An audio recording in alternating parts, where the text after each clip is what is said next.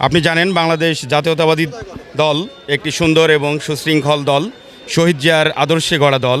তাই শহীদ জিয়ার আদর্শকে বুকে ধারণ করে বাংলাদেশ জাতীয়তাবাদী যুবদল জিহালা ইউনিয়ন শাখা আমরা সর্বোচ্চ সংযম এবং রাত দিন 24 ঘন্টা অক্লান্ত পরিশ্রম করতেছি যাতে তারেক রহমানের মনোনীত প্রার্থী জনাব শরীফুজ্জামান শরীফ ভাই এই জিহালা থেকে সর্বোচ্চ ভোটের ব্যবধানে জয় নিশ্চিত করতে পারে ইনশাল্লাহ।